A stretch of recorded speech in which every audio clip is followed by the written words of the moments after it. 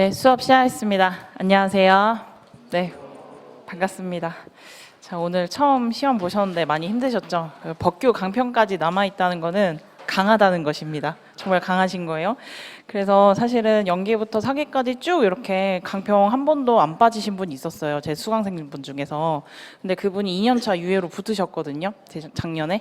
그래서 제 유튜브도 막 찍어주시고 그랬는데 보통은 이 법규 강평까지 남아있는다. 시험 다 치르시고 시리법 다 치르시고 뭐 집안에 무슨 사정이 있다 아니면 그날 엄청 아프다 하시면 뭐 온라인이나 다른 걸로 보충하시고 한 번도 안 빠졌다 하시면은 합격권에 들어오신 거예요. 그래서 지금 여기 계신 분들 너무 고맙고 그 다음에 이 첫 시작이 끝까지 가시길 바랍니다.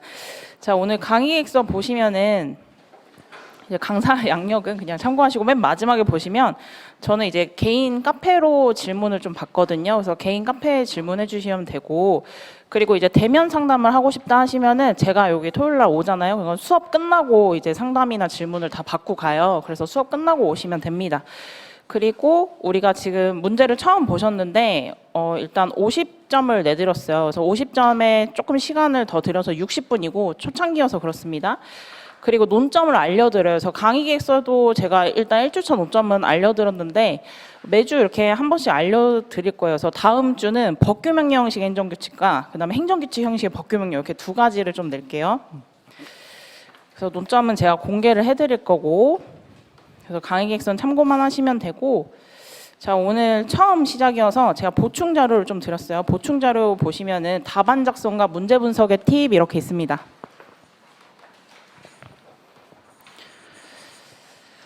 자, 우리 연기의 목표는요. 연기의 목표는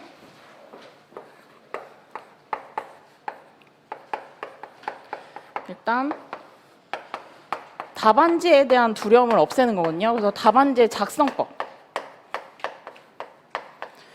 그래서 처음에는 못 쓰셔도 상관없어요. 그래서 첫 주차는 저랑 채점 팀장이 답안 형식을 다 볼 거거든요. 그래서 뭐 빵점 맞아도 상관없어요. 그리고 제 수업에서는 제 수강생 중에 항상 꼴찌는 붙어요. 그러니까 마지막까지 포기하시면 돼요. 물론 1, 2등도 당연히 붙죠. 근데 항상 포기하지 않으시면 꼴찌도 붙기 때문에 0점인 걸 두려워하지 마세요. 그래서 예전에 붙으신 분들 중에서도 저 5.5점 맞았어요. 언제? 연기 때. 연기 때 저 5점 맞았어요 했는데도 끝까지 버티셔서 이렇게 합격하신 분도 있어요. 그러니까 처음에는 답안지를 쓰시는 걸 두려워하지 마세요. 그래서 처음에는 많이 틀리셔도 돼요. 그래서 처음에 이제 답안지 작성법, 그 다음에 두 번째는요.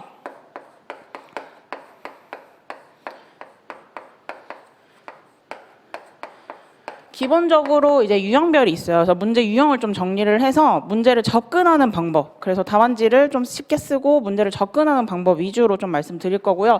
문제는 어려운 문제는 안 낼 거고 기본 문제. 그리고 오늘은 조금 기출 문제도 섞었거든요. 그래서 기출 중에서도 꼭 풀어볼 만한 문제. 그렇게 해서 제가 섞어서 드릴게요. 그래서 시간은 충분히 좀 넉넉하다고 생각을 하는데 처음이라서 좀 어려웠을 거예요. 그 다음에 세 번째는 오픈북 하셔도 상관없어요. 오픈북 하셔도 상관없어요. 그래서 사실 빠지는 건 안 돼요. 근데 오픈북은 하셔도 돼요. 그래서 나 오늘 그 범위 못 내었는데 행정 입법 파트 공부 못 했는데 그냥 오늘 한 주는 쉬어야겠다. 다음 주 한 주 쉬어야겠다. 이러시기보다는 그냥 오셔서 한번 답안지를 작성하는 게 저는 더 효율적이라고 생각을 해요. 그래서 오픈북은 허용이긴 한데 내가 내년 유예다. 또는 동차를 목표로 하고 있다. 근데 그냥 가볍게 보는 동차가 아니라 진짜 내년 아니면 시험을 접어야 된다 이러신 분도 있죠. 그런 분들은 제가 논점을 공개해드리잖아요. 그래서 논점 공개를 그 부분만이라도 암기를 하고 오시되 완벽하게 암기 못했다 하면은 완전 대놓고 보지 마시고 힐끗힐끗 보세요. 힐끗힐끗 보세요. 괜찮아요. 그래서 지금 오픈북 허용하고 그리고 이제 정말 내년에 꼭 붙어야 하신다 하신 분들은 되도록 암기를 하시되 만약 못 넣었다 하면은 힐끗힐끗 보자 이렇게 하시면 돼요. 그래서 연기는 그렇게 어렵게 짜진 않았어요. 그래서 꼭 빠지지 않고 완강을 하시길 바랍니다. 그래서 우리 1페이지 보시면은 오늘 답안지를 처음 보셨을 텐데 답안지 작성 유의사항이 있어요. 이미 아실 테지만 우리 한 권은 몇 쪽으로 이루어져 있죠? 16쪽. 그래서 보통 합격하시려면은 최소 14쪽은 쓰셔야 돼요. 법규는. 이게 분량이 생각보다 중요합니다. 페이지 5쪽 쓰고 법규 50점 맞고 붙었어요. 이러신 분 제가 단 한 번도 못 봤어요. 10년 동안 한 번도 보지 못했습니다. 그런데 13은 제가 한번 봤어요. 13은 봤는데 이분은 어떤 분이냐면은 법규 논점을 다 맞췄고 대신 실무랑 이론 잘 봤어. 그래서 이렇게 13쪽, 법규 13쪽만 쓰시고도 붙으신 분은 보긴 봤습니다. 하지만 이건 되게 예외적인 거고 일반적으로 최소 14페이지에서 16쪽을 쓰셔야지 법규 50점 중반대 이상이 나오고요. 잘 쓰셨다, 논점을 맞췄다 하면은 15, 16으로도 60 초반까지도 나옵니다. 60 초중반까지도 나올 수 있어요. 자, 근데 70점. 작년에 제 수강생분들 70점 맞으신 분이 있거든요. 근데 이분은 페이지를 22쪽 썼습니다. 그러니까 몇 권 받은 거죠? 2권 받은 거예요. 그러니까 16쪽 한 권 쓰시고 그다음에 한 권 받으셔서 6쪽을 더 쓰시고. 그러니까 이분은 사실은 손목이 정말 국보급이다. 그래서 엄청 빨리 쓰신 거죠, 이분은. 그래서 22쪽 쓰신 분이 이제 70점 맞으신 건 봤는데 이거는 되게 예외적인 겁니다. 예외적 이분도. 그러니까 이걸 함부로 따라하면 안 돼요. 그죠? 일단 그래서 16쪽을 최소 나는 15에서 16을 쓰겠다. 최소 이렇게 생각하시고 다만 자기가 이제 재능이 있으신 분들이 있어요. 그런 분들은 쓰니까 선생님 저는 16쪽 100분 안에 다 쓰고도 한 5분, 10분 남는데요. 이러신 분들이 있습니다. 이걸 체크를 잘 하셔서 내가 조금 빠르다, 다른 사람보다 손이 빠르다 이러신 분들은 조금씩 늘려서 나중에 2권 전략. 이분들은 이제 수석을 목표로 하시는 거죠. 그래서 70점 목표로 하셔도 됩니다. 그래서 지금은 처음에는 15에서 16으로 맞춰보시고 내가 시간이 좀 많이 남는다 하시면은 그때 배점을 좀 늘리시면서 이렇게 쭉 보시면 돼요. 근데 반대로 선생님 저는 아무리 써도 11페이지밖에 못 써요. 아니면 저 10페이지밖에 안 나와요. 이러신 분들은 다 방법이 있어요. 다 방법이 있어요. 나중에 결국은 제가 2기에서 3기 사이에 말씀드리거든요. 이때 1기까지는 16피를 기준으로 하다가 어떤 분들 선생님 저 이거 아무리 열심히 해도 100분 안에 16쪽 못 채워요 하면은 제가 2기에서 3기 사이에 이걸 좀 줄이는 방법을 말씀드릴 거예요. 그래서 뭐 글씨 크기를 좀 크게 쓴다든가 목차 위주로 간단하게 치고 간다든가 시간을 줄이는 법을 말씀드릴 거거든요.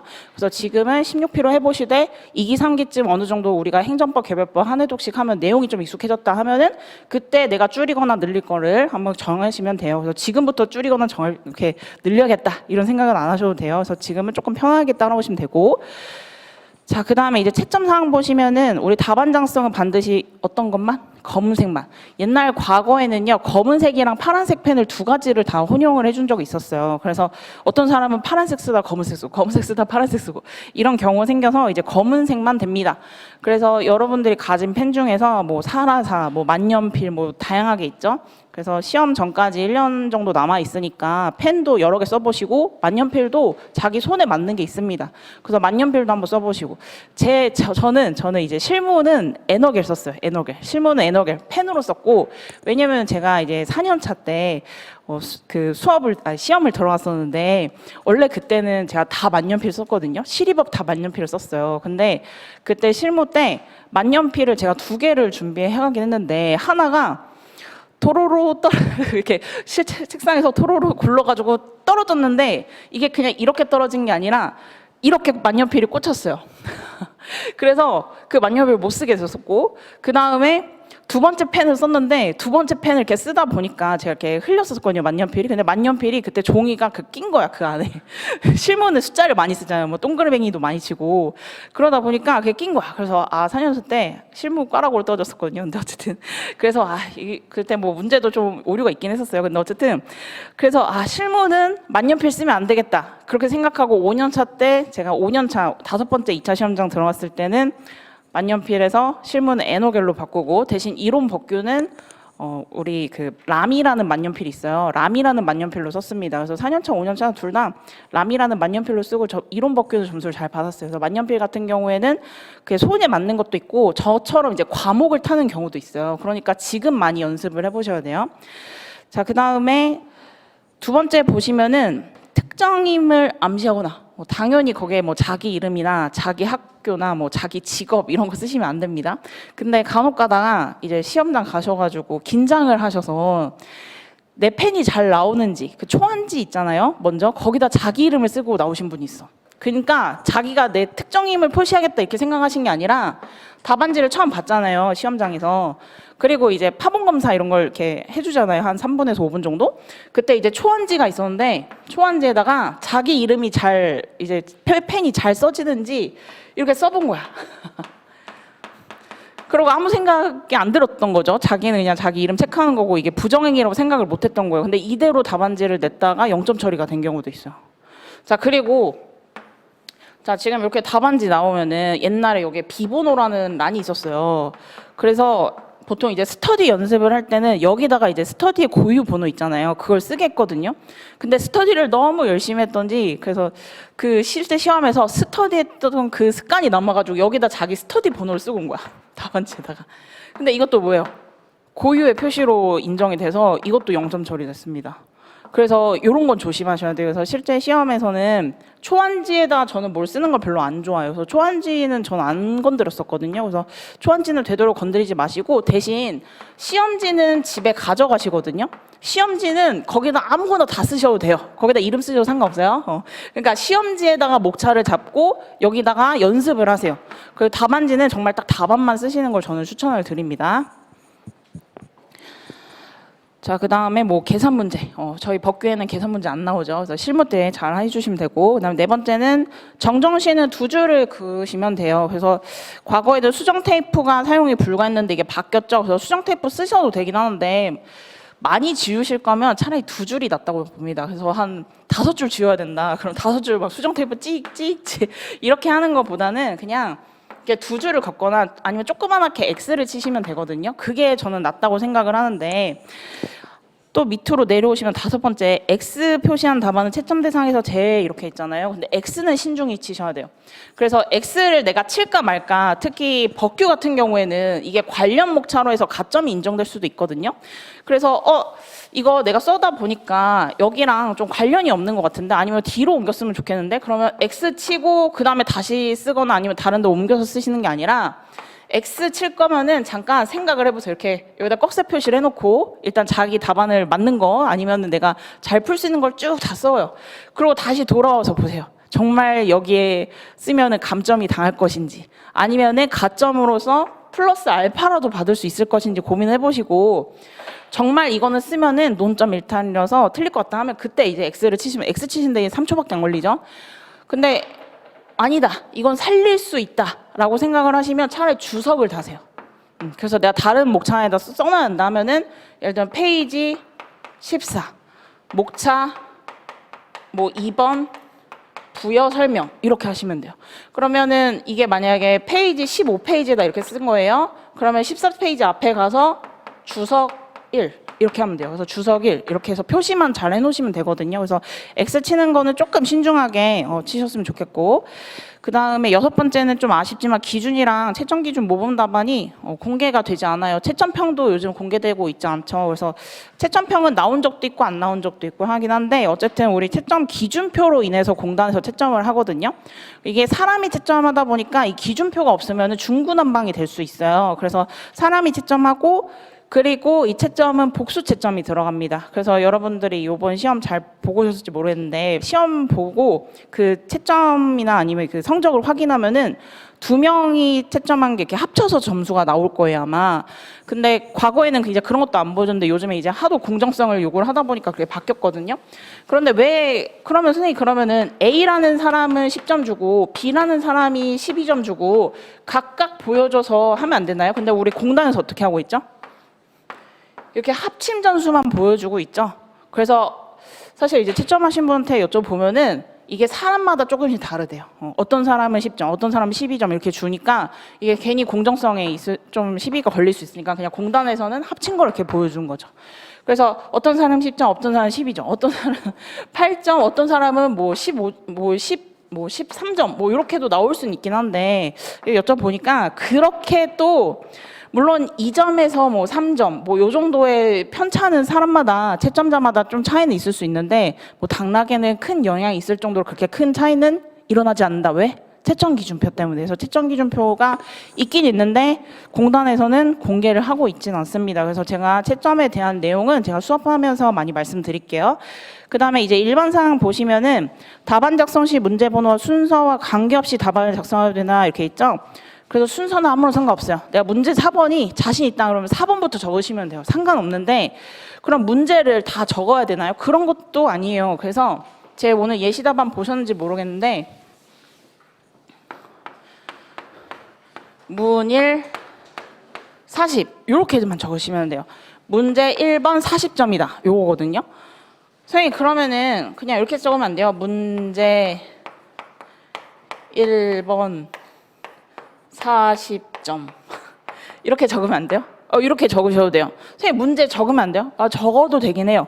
자, 근데 뭐죠? 점점 글자 수가 많아지죠. 그러니까 사실은 제일 효율적인 게 이거였다. 제가 5번 시험장 들어가면서 제일 효율적인 게 뭐였다? 문일 30, 40 이렇게 100점만 적는 게 충분히 점수를 얻는데 상관이 없습니다. 그래서 이 뭐예요? 글자 2글자를 아껴서라도 2글자 아껴서 총 4문제죠. 8글자를 아껴서 어디다 쓰겠다?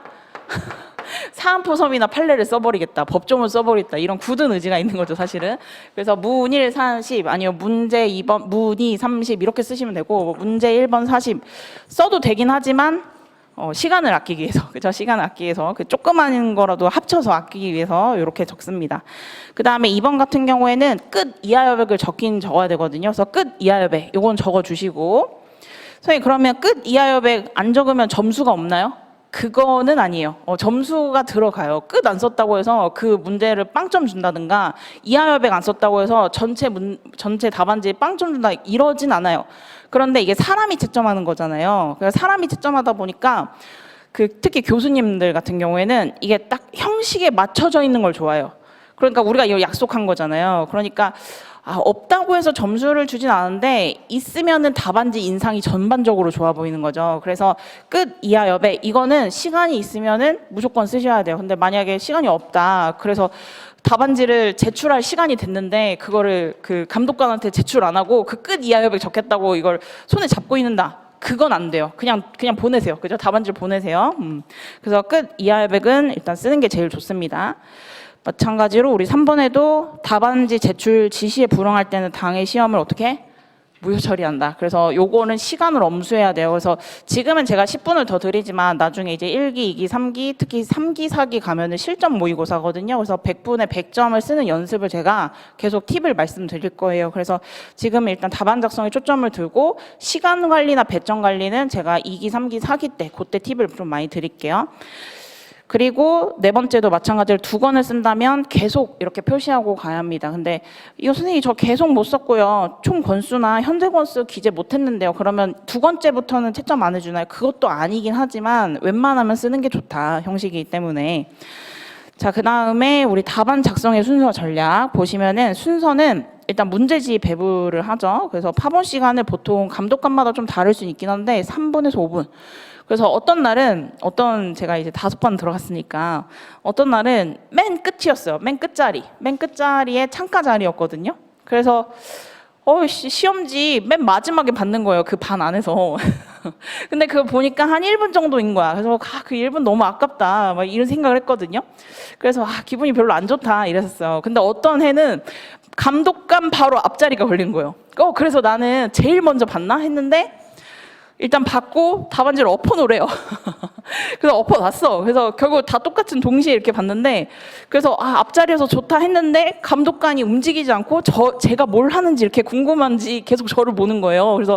그래서 100분 동안 감독관이랑 저랑 거의 데이트하듯이 그런 시간도 보냈습니다. 그래서 시험장이 운이 어떻게 따를지 모르고 그다음에 그 시험장 안에서 무슨 일이 생길지도 모르고 그죠? 시험장이 뭐 조용하고 고요하고 내가 시험 볼 수 있도록 온전히 집중할 수 있는 그런 공간을 제공하지 않아요. 그래서 그런 것도 한번 연습을 해보셔야 되고 그래서 독서실에서 공부한다. 너무 조용한 1인 독서실에서 공부한다. 그러신 분들은 시험 막판에는 한두 번 정도는 카페 있죠. 약간 시끄러운 곳. 그런 데서 한번 실무를 풀어보는 것도 저는 좋다고 생각해요. 그래서 너무 조용한 곳에 공부하다 갑자기 시험장 가시면은 또 시끄러울 수가 있거든요. 그래서 약간 너무 조용한 공간에서 하신다 하시면 가끔은 카페에서 한두 번 장소를 바꿔서 공부하신 것도 좋아요. 그래서 두 번째는 이제 자신 있는 순서부터 하시면 되고, 세 번째는 스탑워치를 꼭 누르셔야 합니다. 그죠? 그래서 시간 체크하는 거. 그 다음에 네 번째는 16페이지 100점을 맞춰서 이제 다 채운다는 느낌으로 이제 끝까지 포기하지 않는 게 제일 중요합니다. 그래서 한 줄에 보시면은 제 예시답안 한번 펴볼까요? 자, 한 줄에 보통 저는 22자에서 23자 들어가거든요. 근데 이게 사람마다 또 달라요. 그래서 한 줄에는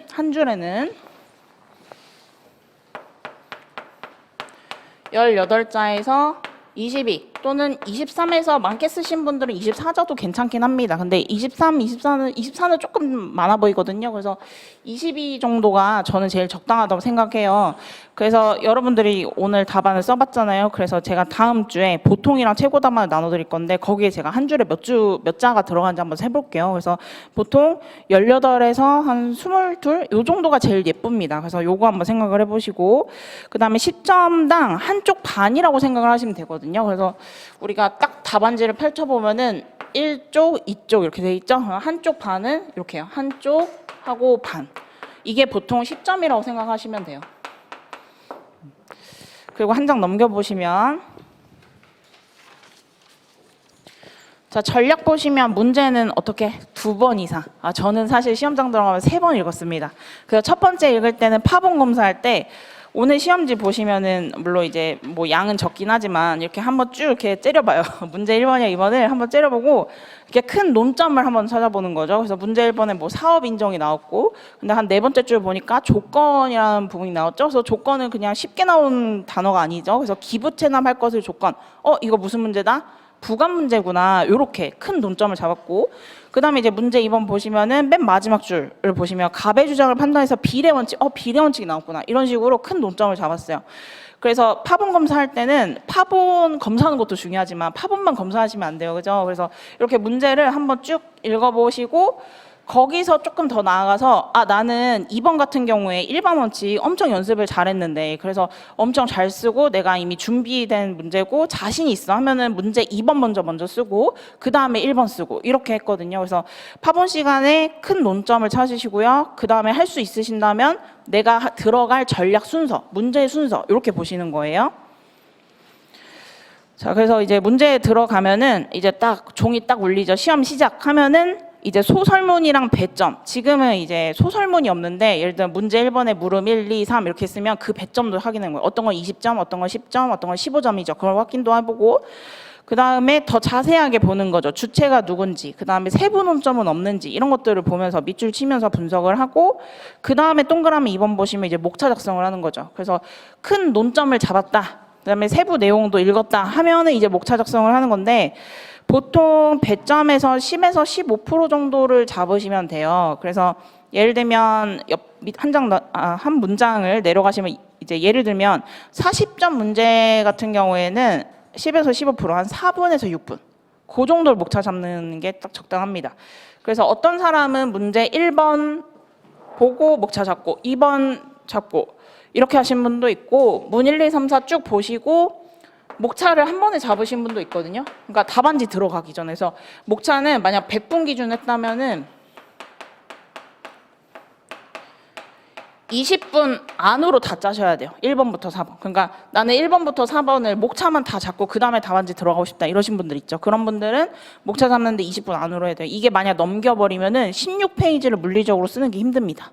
그래서 보통 20분 안. 그래서 15분에서 20분 정도 100분 기준 했을 땐 그렇게 생각을 하시면 되거든요. 그래서 요거는 사람마다 차이. 어떤 사람은 1번부터 4번까지 목차 쫙 들고 그 다음에 답안지 하고, 어떤 사람은 문제 1번 목차 잡고 답안 작성하고, 문제 2번 목차 잡고 답안 작성하고. 이건 사람 스타일이거든요. 그래서 여러 번 연습하다 보시면은 자기 스타일이 잡힐 거예요. 그래서 동그라미 3번 보시면은, 그래서 배점이랑 시간을 항상 체크하셔야 돼요. 그래서 제일 아쉬운 게 뭐냐면은 문제 1번부터 4번을 다 아는 거예요. 그리고 다 준비를 해오신 분이에요. 그런데 시간이 없어서 못 썼어요. 다 아는데 시간이 없어서 못 썼어요. 이러신 분이 있어요. 그러면 그거 어떻게 해요?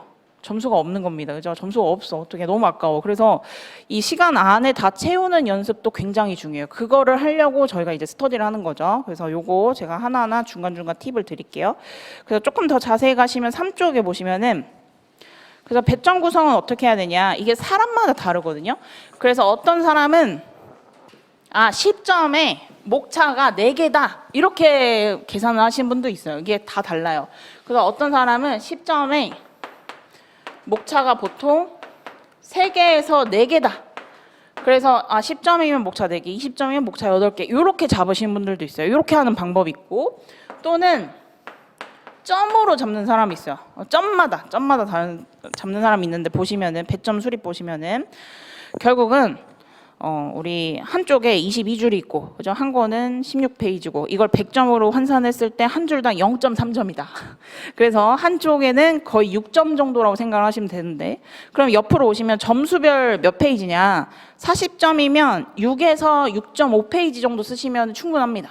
그 다음에 30점은요 5페이지 정도. 그래서 적게 쓴다면 4.5도 괜찮아요. 4.5에서 5. 그 다음에 20점은 보통 딱 3쪽. 그 다음에 10점은 1.5인데 만약에 내가 문제 4번을 아는 논점이 났다면은 1.5에서 이쪽까지 써도 저는 괜찮다고 생각해요. 이쪽.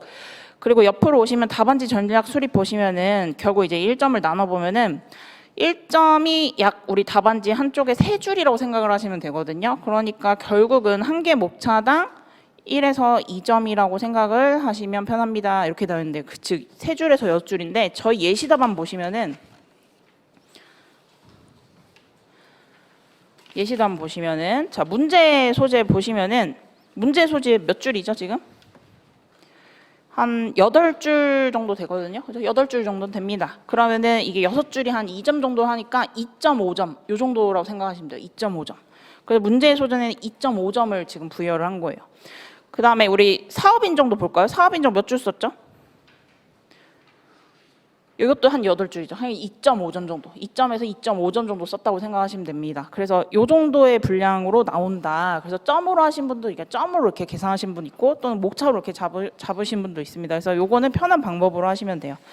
그래서 이거를 딱 뭐 이게 2점, 3점 이렇게 딱딱 나누는 게 아니라 한 2점에 6줄이다. 요 정도의 감을 잡으시면 돼요. 자, 그 다음에 이제 다시 우리 보충자료 오시면은, 자, 이번에 이제 배점을 조절하는 방법인데, 자, 이런 게 있어요. 준비한 논점보다 출제 배점을 크게 주는 경우 있어요, 출제자가. 그래서 우리가 딱 준비한 배점을 출제자가 딱 알고 있어서 그 배점을 내는 게 아니라 그냥 출제자 맘이에요, 그죠? 그래서 우리는 그거에 맞춰서 답안지를 써야 되거든요.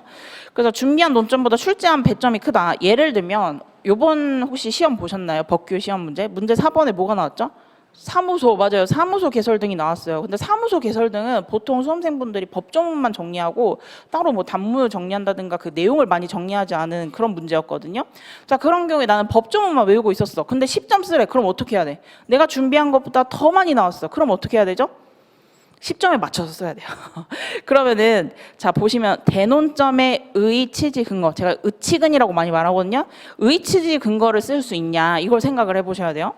자, 그다음에 큰 체계 안에서 상위 개념을 쓸 수 있냐. 그래서 상위 개념을 한번 생각을 해보셔야 되고, 또는 지금 문제 4번으로 예를 들었지만 예를 들어 문제 1번으로 했어요. 그러면은 그때는 내가 모르는 게 없는지, 아니면 빠뜨린 논점이 없는지, 이것도 한번 꼭 체크를 해보셔야 되고, 그 다음에 판례를 더 풍부하게 쓸 수 있는지, 내가 그래서 관련 판례 내용을 알고 있는지, 이런 것도 체크해 보셔야 되고, 만약에 이게 사례형이었다면 검토나 사안의 경우나 사례의 경우를 내가 더 많이 쓸 수 있는지, 이런 걸 체크해 보시면서 배점을 늘리시는 거예요. 자, 그러면 사무소 개설 등, 요번에 조금 어렵게 나왔죠? 자, 사무소 개설 등은 어디 파트에 있죠? 저희 뭐 예를 들면 개별법 기본이로서 배웠다. 그럼 어디서 파트에 있죠? 감정평가법 파트에 있죠. 그러면은 제가 항상 새로운 법을 들어갈 때는 제 1조 목적이랑 2조에는 항상 뭐가 나오죠? 정의가 나옵니다. 이거는 제가 항상 외우고 가라고 해요. 목적이랑 정의는. 그러면은 목적 같은 경우에는 보통 그걸 취지로 활용할 수 있어요. 그래서 그것도 쓸 수 있고요, 이 문제에서. 그 다음에 우리 정의 중에서 뭐가 나오죠? 사무소 개설과 관련해서는? 감정평가, 법인 등이 나오잖아요. 그죠? 물론 이제 법인이 좀 중심인 것 같지만 이 등에 뭐가 있죠? 등에 뭐가 숨어 있죠? 사무소를 개설한 평가사님이 계시잖아요. 그래서 상위 개념부터 출발하는 거예요. 사무소 개설 바로 딱 나오기보다는 내가 이걸 110점 다 못 쓸 것 같으면 어떻게 쓰는 거예요? 로마자원 개설 쓰고, 감정평가법의 목적을 쓰고, 그리고 이 사무소 개설은 어디 있냐면 정의 감정평가 법인 등은 법인과 사무소로 이루어져 있다. 그래서 이하 사무소에 대해서 설명하겠다 하고 이렇게 내려오는 거예요. 그러니까 배점을 이런 식으로 채울 수 있어요. 그리고 제가 이제 3기, 4기 때는 감정평가사의 권리, 의무 이런 걸 많이 출제했거든요. 그럼 감정평가사의 권리에 또가 뭐가 있냐? 사무소 개설이 있었어. 그러니까 거기다가 로마자 2에 감정평가사의 권리 중에 하나가 사무소 개설이다. 이런 내용을 쓰면서 로마자 3의 마지막에 우리 21조 외운 거 법조문 하나 이렇게 쓰면 돼요. 그럼 10점을 채울 수 있습니다. 그래서 이런 식으로 우리가 연습을 많이 할 거예요. 그래서 제가 이제 연기 때는 이제 기본 문제를 내지만 1기, 2기, 3기, 4기쯤 가면은 불이탈을 대비하는 방법, 그리고 내가 모르는 문제가 나와도 어떻게든 목차를 구성할 수 있는 방법, 이런 걸 많이 말씀드릴 거예요. 자, 근데 두 번째로 오시면은 준비한 논점보다 출제 배점이 작은 경우, 이거는 정말 아쉽죠. 내가 20점을 준비했는데 10점이 나왔어. 그럼 20점 쓰고 나와야 돼요? 안 돼요. 시간이 없잖아요. 나만 110분 주는 거 아니잖아요. 그죠? 그러니까 그때는 사실 쓸 게 많지만 최대한 핵심만 보여줘서 점수를 거기서 제일 많이 얻는 방향으로 가야 되거든요. 자, 그래서 꼭 핵심만 써요. 그죠? 그렇게 썼어요. 그래서 배점을 많이 오버한다. 그럼 다른 문제에서 시간을 좀 뺏겼다. 아니면 배점을 뺏겼다. 이게 진짜 큰일이에요. 전략적으로는. 그래서 이런 일이 안 생길 수 있도록 핵심만 써야 되고요. 의의와 법조문. 그래서 법조문은 점수가 무조건 들어가니까 법조문은 빼지 마세요. 그 다음에 핵심 논점 외에 관련 논점 아니면 내가 쓰고자 하는 내용이 많다 그러면은 서결 관련 문제, 뭐 사안의 해결 여기서 녹여서 쓰시는 거예요. 그래서 오늘 요번 문제 중에 우리가 보증소가 나왔어요. 그래서 보상금 증감 청구 소송 같은 경우에는 제가 20점으로 엄청 많이 연습을 시켜드렸거든요. 근데 요번에 몇 점 나오는지 아세요? 문제 1번에 물음 3에 10점 나왔어. 20점으로 연습했는데 10점이 나왔어. 그때 어떻게 해야 돼요? 보증소의 목차 뭐 기억나시는 거 있어요? 뭐 의, 취지, 근거 뭐 이거는 공통으로 들어가고 그 다음에 또 뭐가 있죠? 형태, 성질, 대상. 그죠? 혹시 이 목차를 잘 모르신다면 제 그 공용 수용성을 검색을 해보세요. 거기에 이제 목차가 쫙 나오는데 어쨌든 그래서 뭐 대상 그다음에 기타 이런 목차가 있었는데 여기서 그때 문제에서 물어봤던 거는 의치근 이거는 기본으로 들어가고요. 형태, 성질, 보증소를 설명할 때 이건 필수적으로 들어가는 건데 그 문제에서 물어보는 거는 보상 항목이 중요했습니다. 그러니까 사실은 뭐 다른 뭐 판결이나 입증 책임 이런 것도 설명할 수 있지만 우리가 20점을 연습했지만 거기서 그 다음 목차는 뭐가 나와야 돼요? 심리 범위가 나왔었어야 돼요. 그러니까 핵심만 딱 의치근, 형성, 심리 범위 요것만 쓰셔도 충분히 우리 10점 중에 60% 이상은 득점할 수 있었다. 그래서 이렇게 배점을 내가 작게 연습하는 거 이런 것도 우리가 앞으로 연습을 할 거예요. 한 장 넘겨보시면 자, 이번에는 시험 출제 문제가 이제 자기가 이제 딱 봤는데 논점을 모르겠어. 이런 경우도 있을 수 있거든요. 근데 열심히 연습했는데 내가 몰랐다. 그런 경우에는 보시면 대논점은 잡았어. 어떤 큰 틀은 잡았지만 세부 논점 못하겠어. 이러면은 대논점에 개관 쓰고 그래서 이주대책이라는 큰 개관은 알겠는데 그 안에 어떤 세부 논점을 하는지 좀 애매하게 된다. 출제자도 사람이기 때문에 문제를 정확하게 안 될 때도 있거든요. 그럴 때는 대논점에 개관을 쓰고 예를 들면 이주대책에 개관이라고 쓰고 거기에 있는 뭐 의의나 요건 정도 내용을 쓰고 그 다음에 사례 해결은 내 생각을 쓰는 거예요. 내 생각을 쓰고 이렇게라도 쓰셔야지 기본 점수를 얻으실 수 있어요. 그래서 만약에 모르는 논점이 나왔다 하면은 요렇게 조금 대비하는 방법도 있고요. 요거는 이제 제가 자주 말씀드릴게요. 그다음에 예를 들면은 결국 두 번째 줄에 보시면 판례의 사실관계나 결론을 모르더라도 내가 아는 지식으로 해결하는 게 좋다. 아예 안 쓰는 것보다 내가 아는 지식으로 어떻게든 논리적으로 구성한다면 법규는 점수를 줍니다. 그래서 보통 일반적으로 법조문이나 일반적인 행정법 이론 요걸로 쓰시면은 기본 이상은 가요. 40% 이상은 가요. 40% 이상 점수는 받아요. 그래서 이런 거 또 대비 방법 말씀드릴 거고 그다음에 세부 논점 작성 여부에서 고민이 된다면 고민되는 논점 이거 쓸까 말까 할 때는 배점이랑 시간을 보시고 쓸 수 있는 시간이 있다 하시면은 한 줄 처리가 뭐냐면은 1번 이렇게 목차를 잡고 한 줄로 쭉 이어 쓰는 거예요. 그래서 예를 들면 무슨 논점이 있으면 문학, 판검 이렇게 썼던 거를 이거 논점이 될까 말까 고민되는 거 있죠. 그런 거 그냥 넘버링 하는 거. 이걸 한 줄 처리라고. 그래서 목차 하나 잡고 한 줄로 쭉 쓰는 거, 넘버링 하는 거. 요걸 이제 한 줄 처리예요. 그래서 만약에 내가 요 정도 시간이 있다 하면은 그냥 한 줄 처리해서 쓰는 게 낫습니다. 그래서 고민할 바에는 차라리 쓰는 게 낫고. 그다음에 이제 기타 유의 사항 보시면은 이제 답안지에 법적 근거를 써야 되는데 모르는 경우 있는데 제일 좋은 거는 토지보상법 제 몇 몇 조, 뭐 제 몇 항 아니면 몇 호가 있었다, 몇 호 아니면 과목, 나목이 있었다, 과목 이렇게 쓰는 게 제일 좋긴 한데 만약에 시험장에서 내가 긴장해서 까먹었어. 그럼 어떻게 써야 돼요? 아, 긴장했으니까 안 써야겠다 이게 아니라 토지보상법 제21조 항은 기억 안 나도 그냥 제21조 이렇게 쓰면 되고요. 몇 조인지 숫자를 까먹었어. 그러면은 안 쓰는 것보다는 그냥 토지보상법에 근거가 있다 이렇게 쓰시는 게 나아요. 토지보상법에 근거가 있다 이렇게라도 쓰시면 돼요. 토지보상법인지 부동산공시법인지 감정평가법인지 생각이 안 난다. 그러면 안 되시는데 아마 제 수업 들으시면 그럴 리는 없을 텐데 그래도 그것도 기억이 안 난다면 그냥 현행법상 근거가 있다 이렇게 쓰시면 됩니다. 글로. 그래서 의, 취지, 근거는 보통 일반적으로 잘 들어가는 목차고요. 자, 그다음에 두 번째는 답안지는 연습장이 아니에요. 그래서 제가 예전에 채점할 때 특히 연기에는 특이한 게 많이 나오는데 그러니까 우리 법규는 뭐뭐 다 이렇게 끝나셔야 돼요. 마침표를 딱 끊어주셔야 되는데 뭐뭐임, 뭐뭐함, 뭐뭐이라는 점 이렇게 쓰신 분이 있었어요. 그거는 실무에서 가능해요. 실무는 저희 평가사들이 들어가잖아요. 그러니까 평가사들이 들어가기 때문에 평가서에도 그렇게 쓰는 법인들이 있거든요. 뭐뭐임 이렇게. 그런데 우리 이론 법규 같은 경우 이제 교수님들도 좀 들어가신단 말이죠. 평가도 들어가지만 근데 교수님들이 이거를 하나의 석사 논문이라고 생각해요. 그래서 석사 논문에 뭐뭐임, 뭐뭐함 이런 거 보셨나요? 못 보셨죠? 그래서 형식을 굉장히 중요시 여기거든요, 교수님들이. 그래서 뭐뭐 다 이렇게 써주시고 그 다음에 이제 자신만의 기호를 쓰신 분이 있어요. 그래서 작년에 제가 채점할 때 깜짝 놀랐던 게 이런 분이 있었어. 그래서 어떤 논점, 문학 판검 쓰고 학설 이렇게 목차 잡으시고 안에다가 근 하고 놓은 거, 부 하고 놓은 거, 삼 절충설 하고 이렇게 놓은 걸 쓰신 분이 있었어. 근데 저는 이게 무슨 의미인지는 다 알긴 알거든요. 근데 점수를 많이 못 드렸어요. 왜죠? 근 땡땡 놓은 거 다 맞긴 맞지만 무슨 의미인지 알긴 하지만 이거는 지금 뭐예요? 우리 시험 보는 거죠. 연습장이 아니죠. 그래서 요거는 개별 스터디 할 때 이렇게 쓰세요. 개별 스터디 할 때 스터디원들끼리 채점할 때 이렇게 약식으로 쓰시는 건 괜찮지만 실제 우리 답안지 그 다음에 스터디에 오실 때는 뭐뭐다 그 다음에 긍정설은 뭐뭐다 이렇게 써주시는 게 좋아요. 그래서 자신만의 기호는 연습장에 쓰시면 됩니다. 자, 그래서 한 장 넘겨보시면 이제 보상법규의 문제 유형이 있습니다. 그래서 한번 간략하게 볼게요.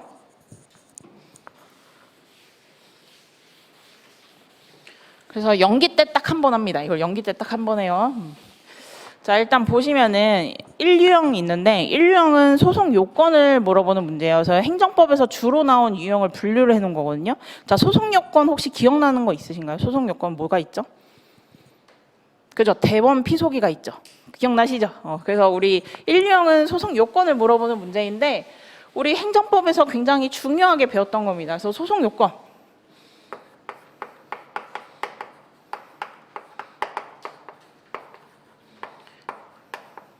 자, 소송 요건은 뭐가 있었다? 대원 피소기가 있었다.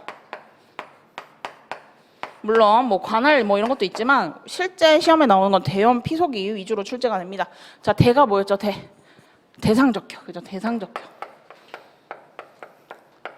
원은 뭐였죠? 원고적격. 맞습니다. 원고적격. 피는 피고적격. 소는 뭘까요? 소. 협의의 소위. 그죠?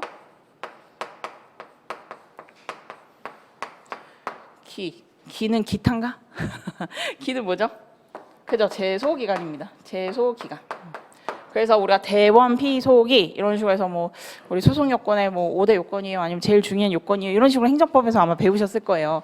그래서 보통은 이제 소송 요건을 물어보는 문제가 많이 나오는데 거기서 물론 대상적격이 뭐냐, 원고적격이 뭐냐, 피고적격이 뭐냐 이렇게 물어볼 수 있어요. 그래서 이번 시험에서는 이제 아예 직접적으로 대상적격, 피고적격을 물어봤지만 약간 숨겨서 낸다면 이렇게 냅니다. 갑이치 소송을 제기하는 경우에 소적법성은 밑줄 쳐볼게요. 소적법성. 그럼 소적법성은 이렇게 만약에 문제에서 물어본다면요. 머릿속에 대원 피소기 이렇게 펼쳐보시고 대원 피소기를 다 내진 않아요. 이렇게 내면 100점, 100점. 그죠? 문제 1번에 100점 끝 이렇게 되기 때문에 소적법성은 하고 보통 여기서 한두 가지만 냅니다. 그러니까 결국은 문제의 소재. 자, 이 문제는 소송 요건을 물어보는 문제인데 대원 피소기가 있다. 그리고 그 중에서 대상적격이 문제되는 바 이하 대상적격에 대해서 후술하겠다. 이렇게 하고 내려오시면 돼요. 그래서 보통 대원 피소기 중에서 1개에서 2개, 많게는 3개까지도 물어봅니다. 그래서 소적법성은 또는 소송 요건은 적법한가 또는 취소 소송을 제기할 수 있는가 이렇게 문제 패턴이 들어옵니다. 그럴 때는 대원 피소기 중에서 이 문제에서 물어보는 게 뭐지 이렇게 생각하시면 돼요. 그래서 대원 피소기 이렇게 들어오고 그러면 만약 대상적격 그러면 대상적격 충족 여부 이렇게 쓰시면 돼요. 대상적격 충족 여부. 그래서 예를 들면 뭐 권력적 사실행위가 나왔다. 그럼 처분성 논의가 있죠. 그러면 문제점 쓰시고 권력적 사실행위는 처분성 논의가 있다. 이하 이 학설과 판례에 대해서 검토한다. 문제점 쓰시고 학설 적어주시고 판례. 그 다음에 4번 검토. 나는 넓게 보겠다. 국민의 권리 구제를 위해서 우리 권력적 사실행위도 처분으로 보겠다 하면은 검토 사안의 경우. 그럼 이 사안의 경우에 권력적 사실행위는 뭐다? 처분이다. 그래서 소의 대상이 된다. 이렇게 넘어오시는 거죠. 자, 그 다음에 로마자 3. 자, 대상적격 말고도 원고적격이 문제됐다. 그럼 원고적격 충족 여부. 자, 근데 원고적격이 뭐였죠?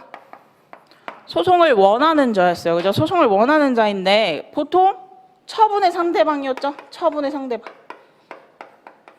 자, 그럼 처분의 상대방이면 당연히 원고적격이 있는 자이기 때문에 그걸 문제로 내지 않습니다. 즉, 처분의 상대방이 아닌 뭘로 들어오죠? 원고적격 문제는 제3자가 문제가 되는 거예요. 자, 제3자 혹시 유형 기억나시나요? 뭐가 있었죠? 경업자, 경원자, 이웃주민 또는 인민소송이라고 불렀죠. 그러니까 요 3가지 파트로 나오는 거죠. 그러니까 예를 들면 문제에서 경업자로 나왔어. 그럼 문제 소재에다가 이 사안은 처분의 상대방이 아닌 경업자이기 때문에 뭐가 문제가 된다? 원고적격 충족 여부가 문제가 된다. 이하 원고적격에 대해서 설명하기로 한다 해서 뭐 원고적격 의의 및 취지, 근거 12조 쓰시고 두 번째 법률상 이게 의미, 법률의 범위, 네 번째 경업자인 경우 원고적격이 충족되는지 이걸 쓰시고 이렇게 들어오시는 거죠. 즉 지금 이 안에다가는 뭘 쓰는 거죠? 각각의 논점이 들어가는 거. 각각의 논점. 예를 들면 인민소송이 나왔다. 그럼 또 여기에 인민소송 집어넣는 거죠. 그죠? 그럼 이런 식으로 쓰는 거예요. 자, 그 다음에 피고적격은 즉 처분 등을 행한 행정청인데 이걸 어렵게 나오면은 위임을 했다. 뭐 이런 식으로 나왔어. 행정청끼리 위임을 했다. 이런 식으로 나올 때 어렵게 나올 수 있어. 자, 그 다음에 협의의 소익은 아무 때나 쓰는 게 아니죠. 보통 대상적격, 원고적격이 충족이 되면은 우리 협의 소익은 인정된 걸로 봐요. 추단을 합니다. 하지만 업무정지 기간 2개월 해놓고 2개월이 지난 후에 소를 제기하려고 해. 감정평가 법인이 업무정지 2개월 맞고서 2개월 다 기다렸다가 한 5개월, 6개월, 반년 후에 갑자기 업무정지 좀 취소 좀 해주세요. 왜 취소를 하라고 했을까요? 나중에 가중처벌 받을 장래 위험이 있기 때문에 한 거죠. 그런 경우에 예외적으로 뭐예요? 인정해줘요. 그죠? 그래서 우리 협의 소익 같은 경우에도 예를 들면 기간이 도과했다든가 아니면은 취소 소송 말고 더 좋은 다른 구제 수단이 있다든가 이런 경우에 이제 협의 소익을 별도 논점을 뽑을 수 있는 거죠. 자, 그 다음에 이제 제소 기간 같은 경우에는 문제에서 날짜를 주어집니다. 날짜. 그래서 몇 월 며칠에 처분이 일어났고 그 다음에 나는 몇 월 며칠날 소를 제기하려고 한다. 그때 이제 날짜를 계산한 거죠. 그래서 한번 제소 기간 조문 혹시 생각나시나요? 몇 조에 있었죠? 그죠? 행정소법 20조 90일 1년이었죠. 그래서 90일 이렇게 따지는 문제가 나올 수도 있겠죠. 그래서 우리 1용 같은 경우에 소송 요건을 묻는 문제고요. 자, 그 다음에 두 번째 유형 보시면은 소송 요건이랑 위법성을 함께 물어볼 수 있습니다. 그래서 보시면은 갑이 취소를 제기했다. 인용 가능성은 밑줄 5쪽에 있습니다. 그 다음에 인용 판결이 가능한가 밑줄, 승소할 수 있는가 밑줄. 자, 이거는 뭐죠? 자, 결국 우리 법원에서 어떤 일이 일어나죠? 자, 소장을 제출하면은 어떻게 해요? 바로 본안 심사해 주는 게 아니라 소송 요건 심사를 해주죠. 그래서 여기서 대원 피소기가 맞는지 이렇게 봐주는 거죠. 자, 그 다음에 소송 요건이 통과하면요, 그 다음에 뭘로 가는 거죠? 그죠? 본안 심리로 가는 거죠. 그래서 본안 심리에서 뭐다? 즉 처분의 위법성을 판단해 준다. 그리고 본안 심리 끝나면 위법하다라고 생각을 했어요. 그럼 위법하다. 그럼 판사님이 이제 판결을 내주는 거죠. 그래서 내가 이겼다. 승소 판결을 받는 거죠. 즉 문제의 물음이 인용 가능한가 승소 판결 가능한가 이거는요 결국 처음부터 다 따져봐라 이거예요. 그래서 소송 요건이 충족됐는지 본안 심리에서 위법성이 있는지를 다 확인해 주면 되거든요. 그래서 우리 그 밑에 예시 문제 보시면은 5쪽의 맨 마지막 줄 보시면 영업정지 처분을 과중하여 취소되어야 한다고 주장하고 있다. 한 장 넘어가시면은 6쪽에 결국 물음이래 갑이 제기한 취소송의 인용 가능성을 논하라. 즉 이 업무정지 처분 위법하다 주장하고 이 업무정지 처분의 결국 뭐예요? 인용 가능성을 논하라. 그러면 결국은 소송 요건과 본안 심리를 각각 목차로 잡아달라. 이런 문제 패턴입니다. 그래서 예시 목차 보시면은 첫 번째 목차 뭘로 잡아야 돼요?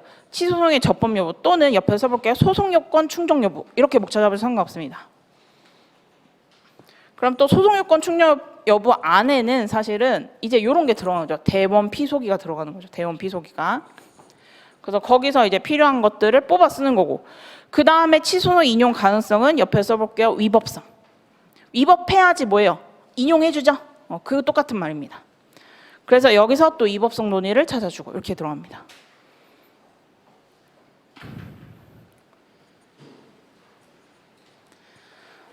자, 그 다음에 이제 3유형 보시면은 위법성만 물어보는 유형도 있어요. 그래서 보시면은 땡땡땡은 위법한가, 처분은 적법한가, 주장은 타당한가, 법원은 어떤 판단을 내려야 한가. 이거는요 옆에다 쓸게요. 소송 요건 X 이렇게 써볼게요. 요거는 소송 요건을 물어보는 게 아닙니다. 위법성만 물어본 거예요. 그래서 소송 요건 충족 여부에서 내가 막 대상 적격을 막 쓰고 싶어, 처분성 여부를 쓰고 싶어 해도 거기서 안 써도 돼요. 안 쓰는 게 나아요. 그죠? 여기서 문제에서 직접적으로 물어본 건 위법한지 여부만 쓰시면 되기 때문에 거기서 뭐 원고 적격, 제소기간 이런 걸 쓰실 필요가 없습니다. 위법만 판단해 주시면 돼요. 그래서 한 장 넘어가시면 7쪽에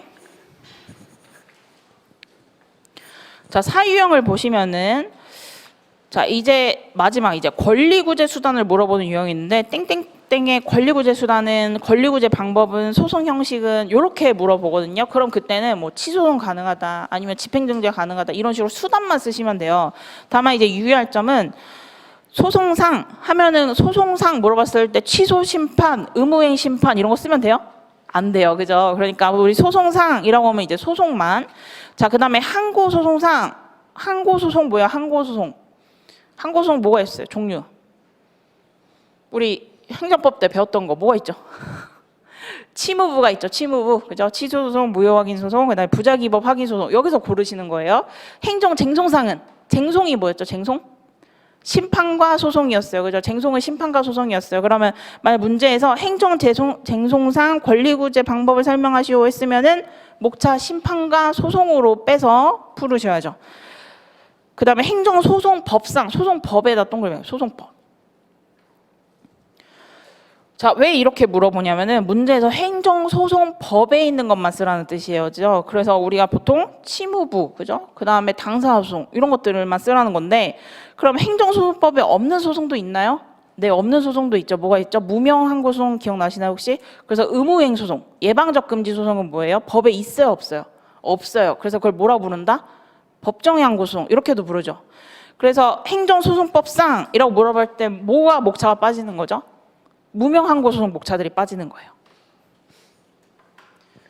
자, 행정심판법상 그럼 심판에 있는 것만 뭐가 있어요? 치무의가 있죠. 그죠? 취소심판, 그죠? 무효행심판, 의무행심판 이렇게 쓰라는 거죠. 자, 그 다음에 토지보상법상. 우리 토지보상법에서 뭐 배웠어요? 83조, 85조를 굉장히 중요하게 배웠죠. 그래서 83조 이의신청. 근데 이의신청의 성격이 뭐였죠? 여기서는 행정심판의 성격이었고, 그 다음에 85조 1항에 일반적인 행정소송, 그 다음에 2항에 뭐가 있었죠? 보증소가 있었습니다.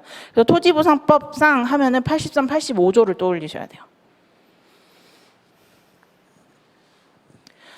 자, 그 다음에 이제 5유형 보시면은 이제 일반적인 기타 논점 제시형인데, 그래서 뭐 과징금, 벌금, 과태료의 성질을 비교하여 설명하시오 이렇게 우리가 이제 가끔 기출해서 이렇게 비교하세요 뭐 이런 목차가 나오거든요. 그럼 비교하시오 옆에다 쓸게요. 공통점, 차이점.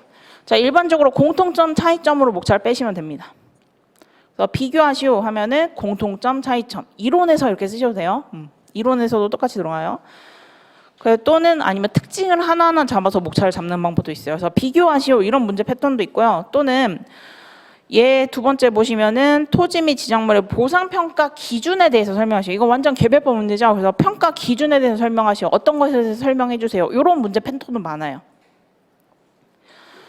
자, 그 다음에 그 외에 뭐 성결 문제랑 하자 승계 같은 경우에 고유의 공통 목차를 들고 있고요. 그리고 부관도 조금 특이해요. 부관도 유형에서 조금 특이한 유형입니다. 그래서 오늘 문제 한번 볼게요.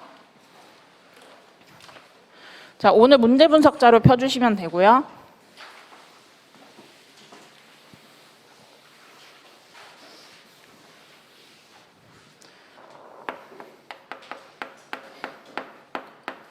자, 오늘 문제 1번은 별 2개를 해주시면 됩니다.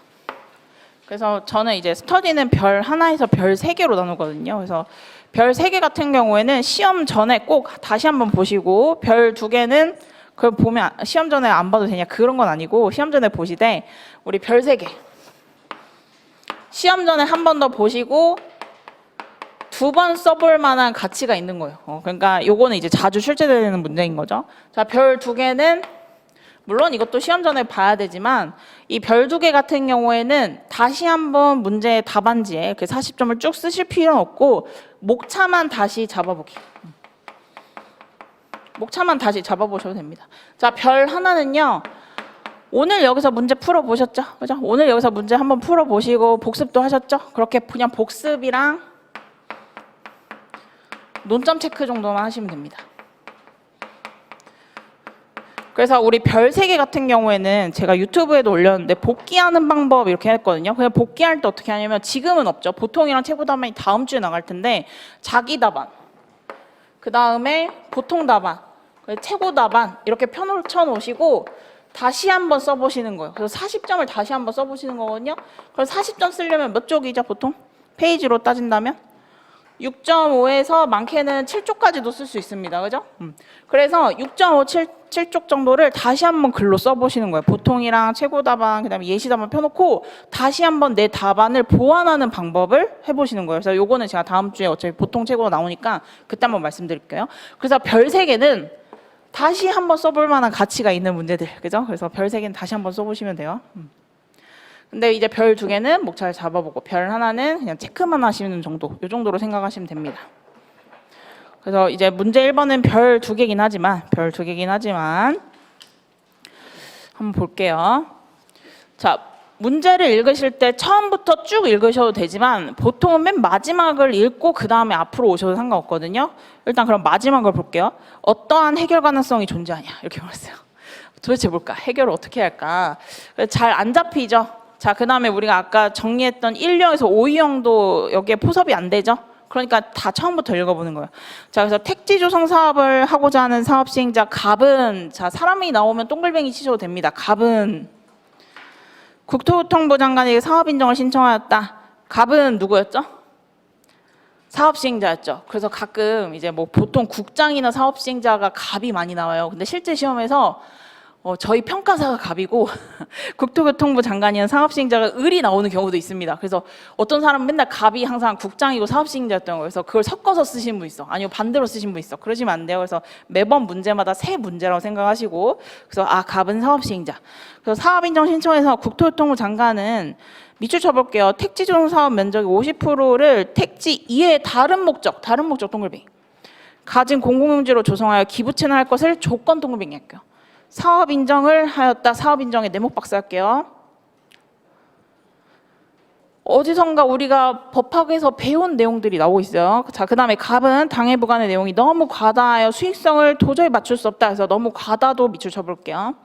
그래서 취소송을 제기한다. 어떠한 해결 가능성이 존재하는지. 자, 이 사람 뭘 제기하려고 한대요? 취소송을 제기하려고 한대요. 그리고 해결 가능성을 존재하는지 검토하시오 이렇게 나왔어요. 자, 누구의 해결 가능성이죠? 누구의 해결 가능성? 국토교통부 장관?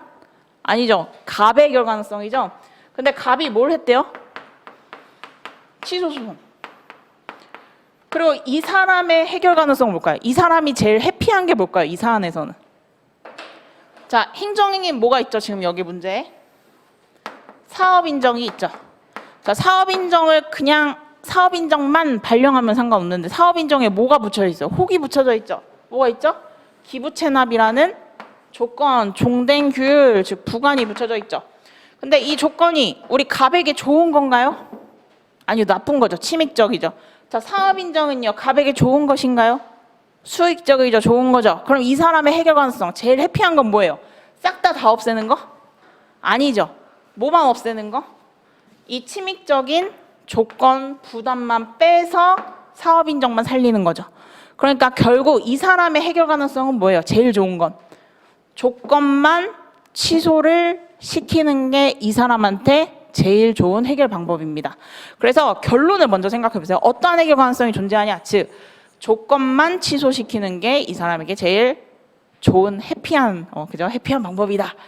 이렇게 머릿속으로만 생각하시고, 자, 그러면 이 사람이 해피하게 하려면 거꾸로 한번 올라가 볼게요. 어떻게 해야 되죠?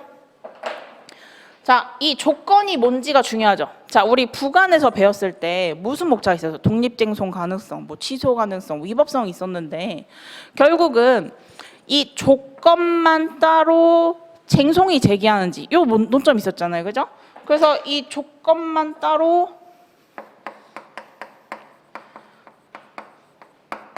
독립쟁송이 가능한지, 그죠? 자, 그러면은 만약에 소송 요건은 충족했다고 보는 거예요. 여기서는 결국 부관에서는 독립쟁송 가능성이 소송 요건 충족 여부, 대상 적경과 똑같은 거죠. 그래서 독립쟁송 가능하냐, 대상이 되느냐, 요 논점 하나가 있고. 자, 그럼 대상 되면 여기서 끝나요? 이 사람 해결돼요? 아니죠. 결국은 뭐예요? 이것만 따로 떼서 법원에서, 그죠? 법원에서 독립 취소가 가능하냐? 요거죠. 자, 그러면은 법원에서 그냥 아무나 이거 그냥 부담이면은 다 취소 떼주고 다 취소시켜주고 이래요? 아니죠. 부관이 어때야 되죠? 부관이 그쵸, 위법해야지 떼줍니다. 부관의 위법성. 자, 그러면은 이 사람에게 제일 해피한 거는 독립 취소하는 거였다. 하지만 부관이 위법해야 되고, 그리고 다시 거슬러 올라가면 이 독립 쟁송이 가능한지가 문제된다. 자, 그러면은 일단 여기서 봤을 때 우리가 이미 단문에서 다 외웠던 것들입니다. 그죠? 단문에서 다 외웠던 거리. 자, 근데 부관의 위법성의 목차가 뭐가 있죠? 그죠? 부관의 가능성, 그 다음에 내용상 한계, 시적 한계가 있어요. 기억나시나요? 자, 근데 시적 한계는 뭐예요? 주단 행정행위를 발령하고 나중에 부관을 붙이는 거예요. 자, 이 문제에서 그렇게 했나요? 아니죠. 자, 만약에 시적 한계 사후부관 가능성을 출제가 내고 싶으면 이렇게 했을 거예요. 사업 인정을 발령하였다. 그런데 그 후에 아니면 나중에 아니면 그 이후에 조건을 붙였다. 그러면 그게 시적 한계. 그러면 그때는 이 목차를 잡는 게 맞아요. 근데 오늘 문제에서는 없었죠. 그러니까 빼요. 자, 부관의 가능성에 무슨 논점이 있었죠? 기속인지 재량인지에 따라서 원래 부관의 부착 가능성이 달라졌었어요. 하지만 이제 이번에 기본법의 법조문이 들어오면서 기속이든 재량이든 가능해졌습니다. 근데 그 논의를 가볍게 적어주는 거예요. 자, 그 다음 내용상 한계는요. 법조문에 물론 목적 위반 이런 것들이 있지만 결국은 법령과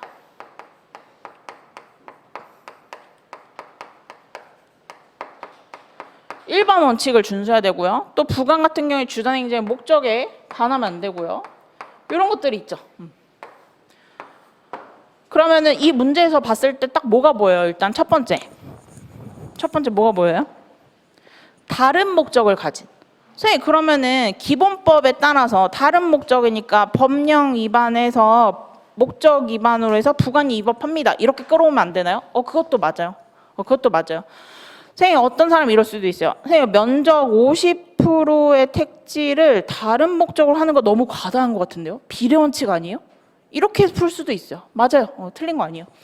자, 그래서 이 위법성은 사람마다 조금씩 다 다르게 풀 수도 있는데, 자, 여기서 일단 내용사항 같은 경우에 법령이나 목적이나 일반 원칙을 반하면 안 된다 이렇게 나와 있어요. 그러면은 이거는 내가 10점도 쓸 수 있고 20점도 쓸 수 있고 30점도 쓸 수 있습니다. 그죠?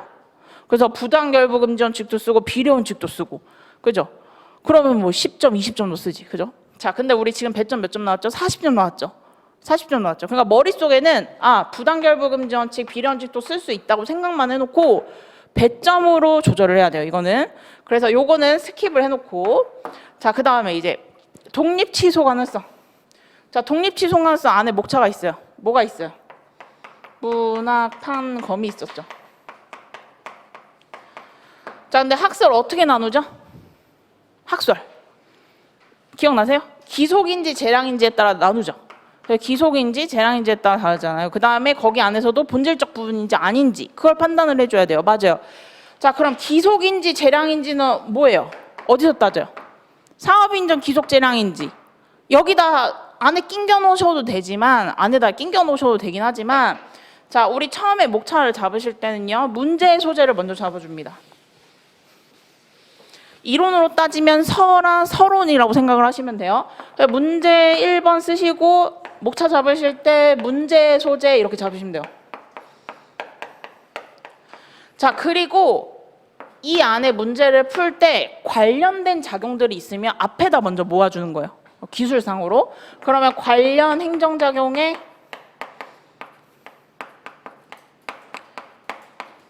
법적 성질 이렇게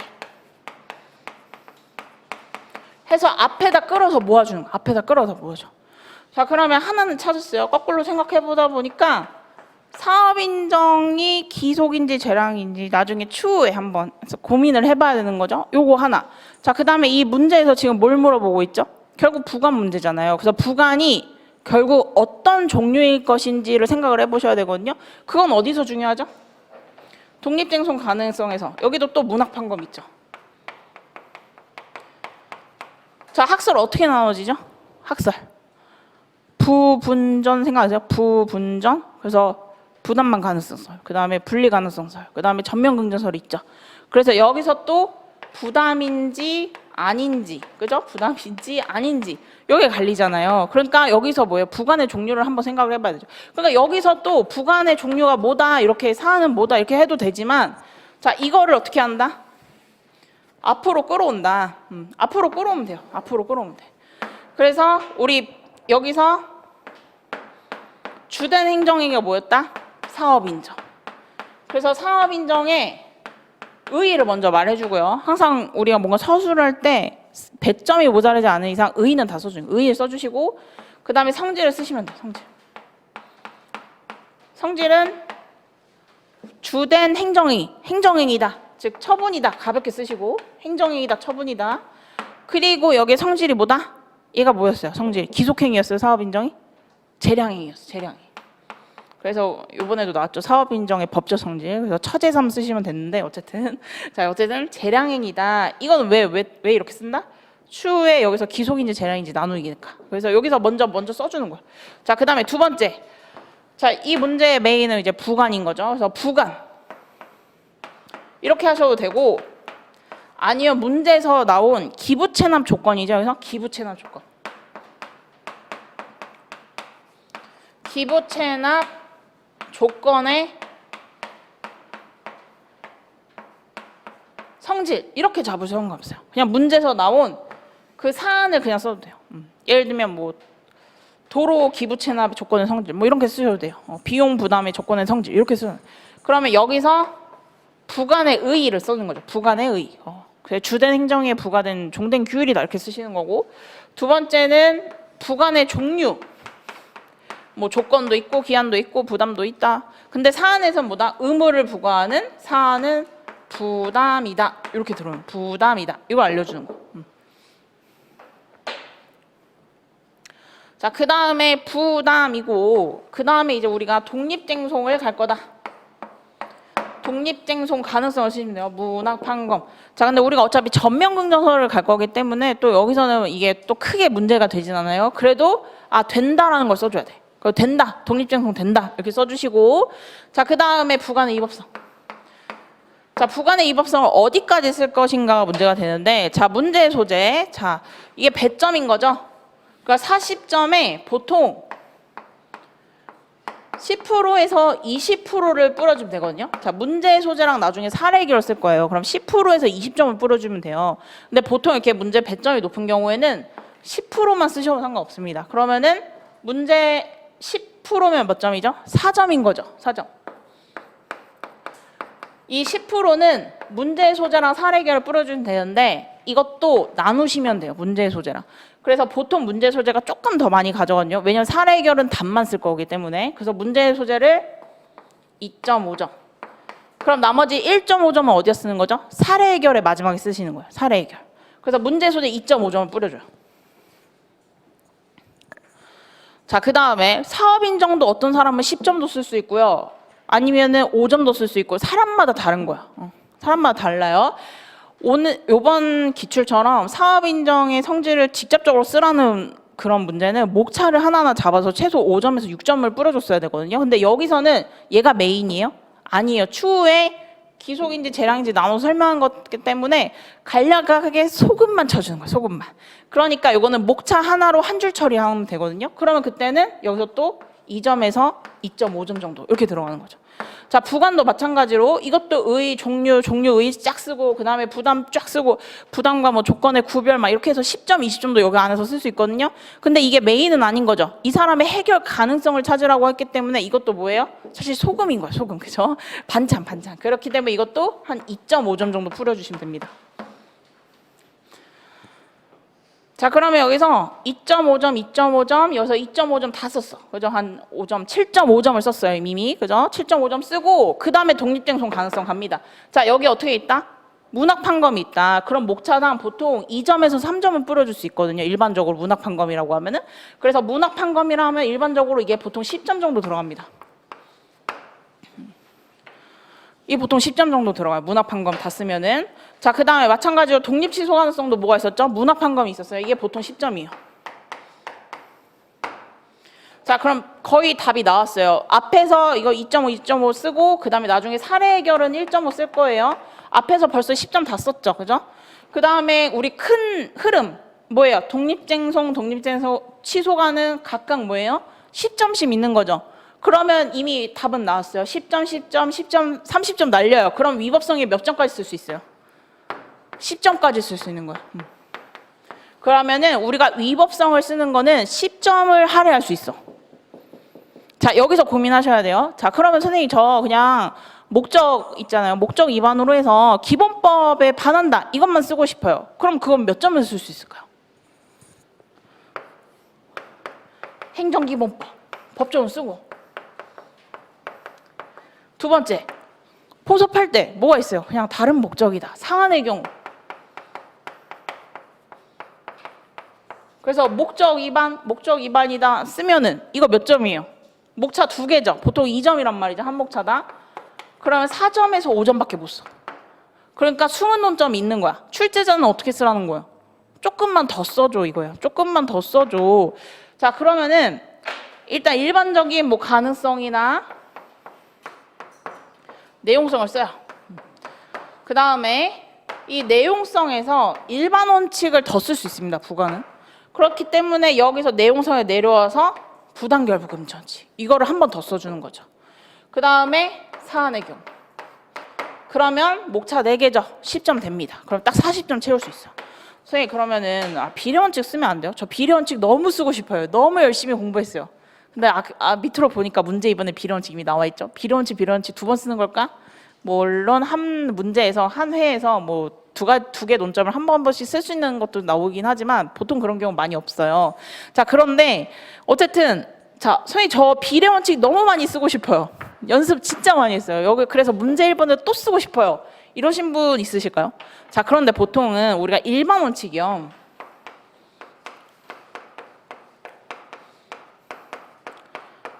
일반 원칙 중에 비례 원칙 있죠? 이 비례 원칙은 최후의 수단이에요. 위법성을 검토할 때 맨 마지막 수단이에요. 파생법리에서도요. 만약에 신뢰보원칙이 먼저 있었다. 아니면 실권의 법리가 있었다. 그러면은 파생법리에서 실심비 이 순서로 쓰게 됩니다. 그래서 실권의 법리에서 위법성이 확정이 됐어요. 그럼 그 뒤에는 신비로 안 포섭해도 돼요.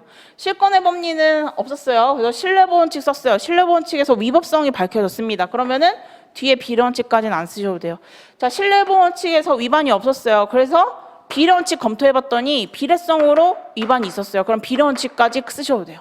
자, 근데 여기서 부당결부금지 원칙에서 업적이 다른 목적이었죠. 그러니까 부당결부금지 원칙에 반해요? 아니면 적법해요? 이 문제에서는 반한 거죠. 그럼 여기서 이미 결론이 뭐가 나온 거죠? 위법하다 이렇게 나온 거예요. 그죠? 위법하다. 그렇기 때문에 이 문제에서는 굳이 배점이나 위법성을 이미 끌어왔기 때문에 비례원칙까지 안 쓰셔도 돼요. 그래서 이렇게 잡으시면 됩니다. 그래서 법령에서 이제 일반 원칙에서 부당결부까지 썼으면 배점 딱 맞춰서 예쁘게 나오는 답안이었어요. 자, 그래서 예시 답안을 잠깐 볼게요.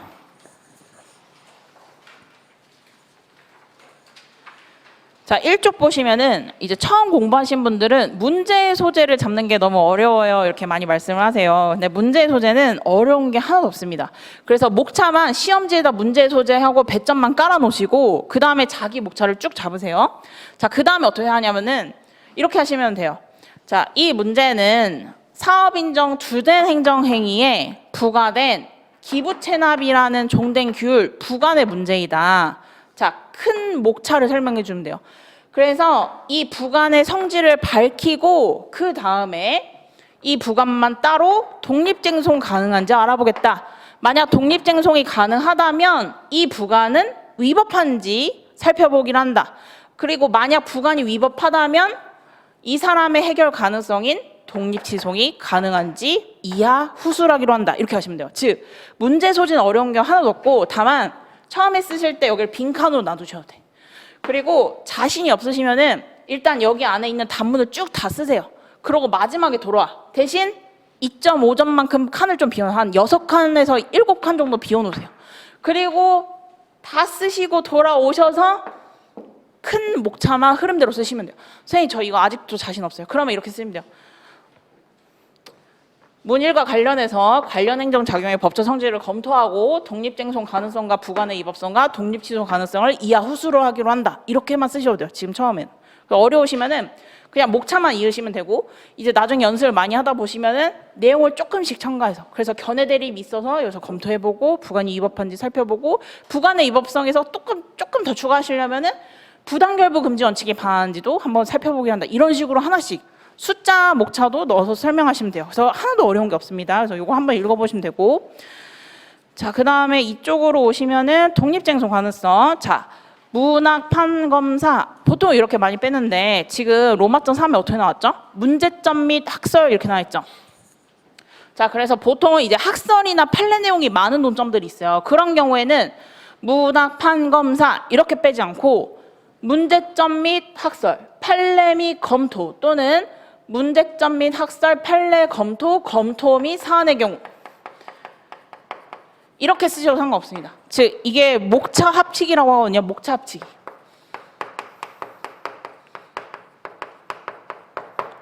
그래서 배점을 조절할 때 이 목차를 그냥 합쳐버리는 거야. 그러면 목차를 합쳐버리면 그 안에 내용 어떻게 되는 거죠? 그 안에 목차 하나 하고 한 줄 띄죠. 그 안에 있는 내용을 이제 한 줄을 조금 더 앞당겨 쓸 수 있는 거예요. 그래서 배점을 줄일 때 있습니다. 그래서 문제점 및 학설. 그럴 때는 이렇게 동그라미 1번, 2번 이런 식으로 학설 이름을 할 때는 넘버링, 동그라미 1번, 2번, 3번 이렇게 쓰시는 게 좋습니다. 그래서 이렇게 출제자가 편하게. 그다음에 넘겨보시면은 3쪽에 판례 있는데 대법원은 행정소송 대상이 될 수 있다. 여기까지만 쓰셔도 되지만 다만 내가 어떤 사건명의 판례를 안다 하면은 자랑을 해야 돼. 그래서 어업면허시 부속신 사용을 금지하는 부관 사건 이래서 이렇게 꺽쇠 표시를 해주기도 합니다. 이게 차별화 포인트로 이렇게 들어갈 수 있고요.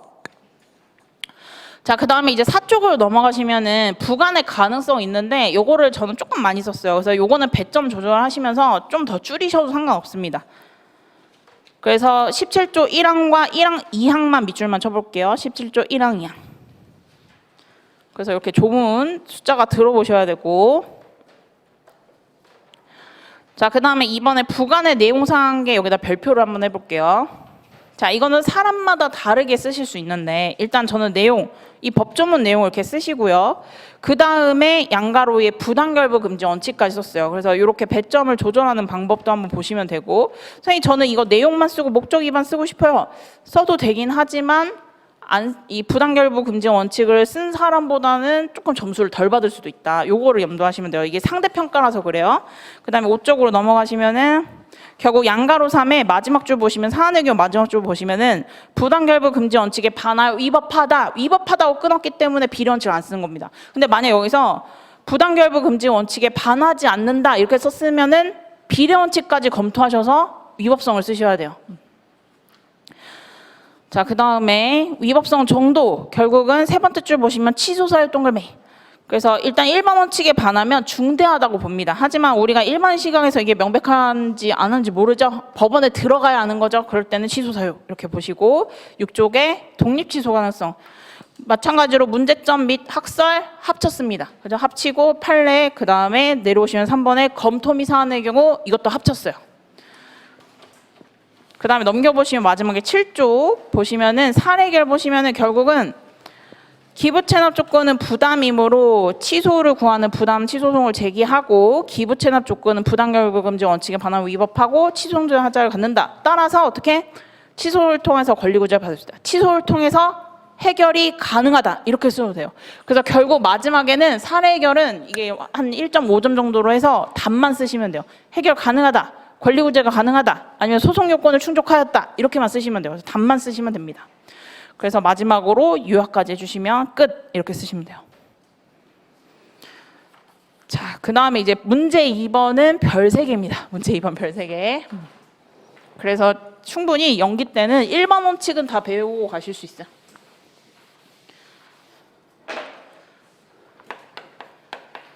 문제 2번은 이제 별 3개인데 어렵진 않아요. 볼게요. 두 번째 줄 보시면 국장에게 사업 인정을 받았다. 그러나 갑은 자신의 토지보다 그 주변 도로를 내는 것이 밑줄 쳐볼게 비용이 적게 된다. 그리고 합리적이란 이유로 자신의 토지를 수용한 사업 인정 위법하다. 밑줄 줄게. 사업 인정이 위법하다 주장한다. 자, 문제를 응용을 한다면 사업 인정이 위법하다고 주장한다. 이렇게 물어보고 갑의 주장은 타당한가? 라고 하면 이게 몇 유형인 거죠? 갑의 주장은 타당한가? 이렇게 물어봤어요. 아까 1, 2, 3, 4, 5 중에 하나만 찍으시면 돼요. 객관식 1번, 2번, 3번, 4번, 5번. 자, 갑의 주장은 타당한가? 이렇게 만약 물어봤다면 뭐다? 3유형이다. 근데 3유형에서 제가 소송요건 써야 된다고 했어요. 소송요건 안 써도 된다고 했어요. 위법성만 판단하면 된다고 했어요. 그러니까 갑의 주장은 만약 타당한가라고 나와도 여기다 뭐 사업 인정의 뭐 처분성이라든지 뭐 대상 적격, 원고 적격 쓸 필요가 하나도 없다. 위법성만 쓰시면 된다. 하지만 연기라서 제가 아예 논점을 드렸어요. 갑의 주장을 판단하기 위해서 비례 원칙을 설명하시고 해서 비례 원칙만 쓰시면 됩니다. 근데 이제 2기, 3기 가면 이렇게 됩니다. 사업 인정 위법하다고 주장한다. 갑의 주장은 타당한가? 아니면 갑의 주장을 검토하시오. 이렇게 나옵니다. 그러면 그때는 위법성만 검토하시면 돼요. 그래서 문제 소재 비례 원칙 요건 이렇게 사례 해결 써주시면 되는데 예시 답안을 잠깐 보시면